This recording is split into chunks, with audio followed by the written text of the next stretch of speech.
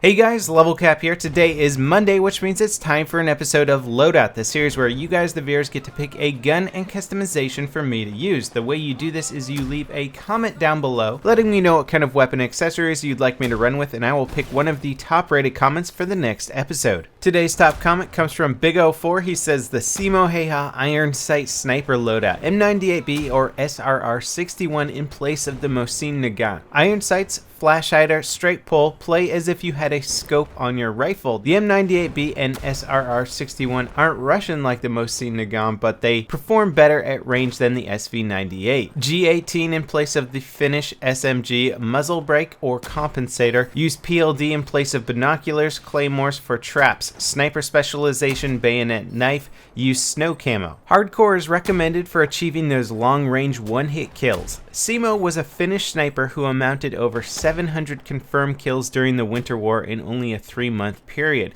He is famous for opting to not use a sniper scope to eliminate the glint, which I know you're not fond of, and to keep a lower profile. Simo was nicknamed the White Death. Do his name justice. Hope you pick my loadout. Love your channel, Level. And so here I am in hardcore mode using a bolt action sniper rifle and iron sight, something that I can't say I honestly ever thought I would be doing in Battlefield 4. And as you can see from the footage so far, a bolt action sniper in hardcore is absolutely lethal. Just one shot to anybody anywhere is going to take them down, and it's so good for picking off parachuters. Now, of course, it's an unforgiving weapon, so you always want the element of surprise when using this, especially in hardcore where you're gonna die in just a split second from any gun. I mean, granted, this has got a huge advantage in that you can one-shot kill anybody without getting a headshot, which is really awesome, but up against an assault rifle, you know, you're not gonna last more than 2 or 3 shots. Something that does really play in the sniper's favor, especially on this server, is the lack of a mini-map. It's very hard to locate your enemies, so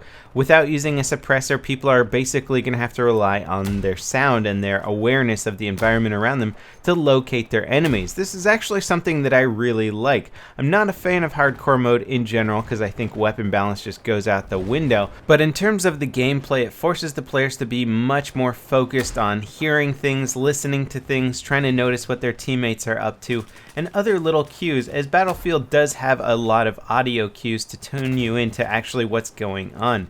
It's a fun way to play, and especially for snipers, if you can't get 3D spotted, well, now if you've got a good hiding spot, it could be very long before the enemy actually finds you. And here playing on Gulf of Oman with the sandstorm and no 3D spotting, it's very hard to locate people. So especially not using my sniper scope here, people are not going to be able to pinpoint my location very easily at all. Using the binoculars is a great way to pinpoint those enemies, and it was actually an excellent suggestion and ended up working out extremely well, especially on this map. Now, understanding how the damage model in hardcore works is pretty darn simple. Normally you have 100 health. In hardcore you have 60 health.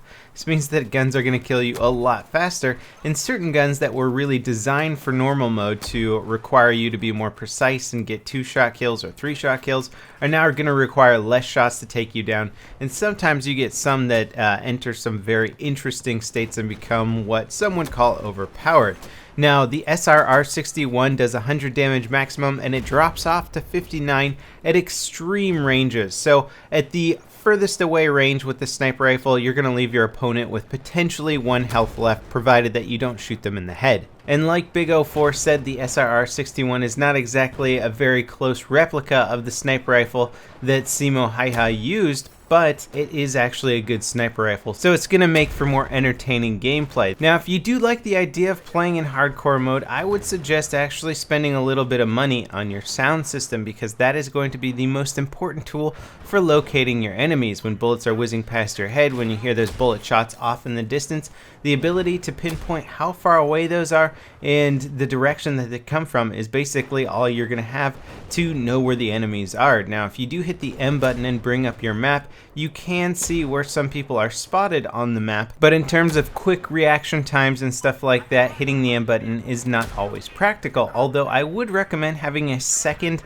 screen open with battle screen on there, and that will help you a lot more in terms of figuring out where the action is and where the enemies are coming from. Now in this clip here, normally I would be hunted down very quickly. People would be shooting in my general direction, but since I'm mostly hitting my targets with one shot here, the ones that I miss can't really figure out where I'm shooting from.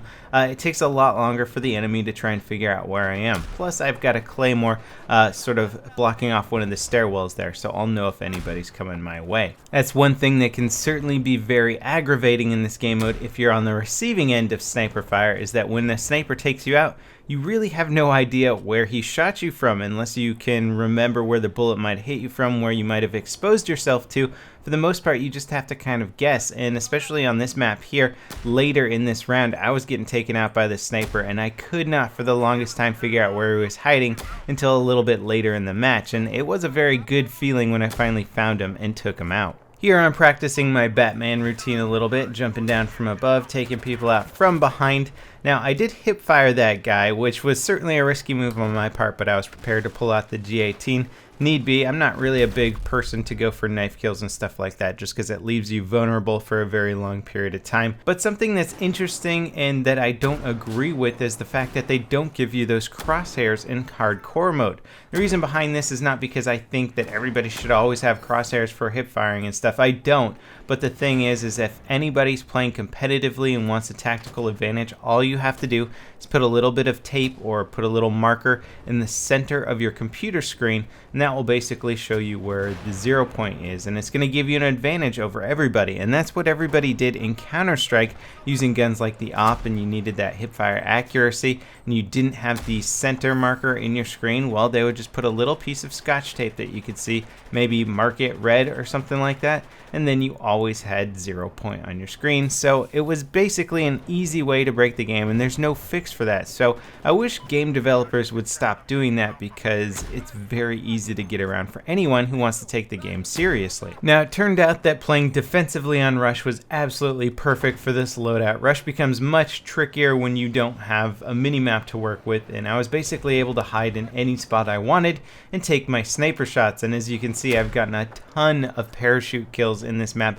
but they've given the attacking team so many tickets that eventually they just pushed through. I think our team got bored with our defense. It was holding out so strong that we pushed out and we become vulnerable at that point, and then they eventually did break through. But it was still a really fun game, even though the server kind of imbalanced it a little bit with the ticket count. Now I really did like reading up a bit about Simo Häyhä and not using an optic for his sniper rifle. This was so that he didn't expose more of his head, and that optics sometimes had an issue of fogging up during the winter time. So this guy was like old school purist and the best sniper in the entire army, and he was having a major effect on the Russian morale. They called him White Death, and basically the Russians spent a lot of time trying to have him killed. The guy averaged over 5 sniper kills per day, so go figure. There's probably some days where he didn't see any action at all, and then other days where he just absolutely massacred people. It's kind of a frightening thought, really, but it's also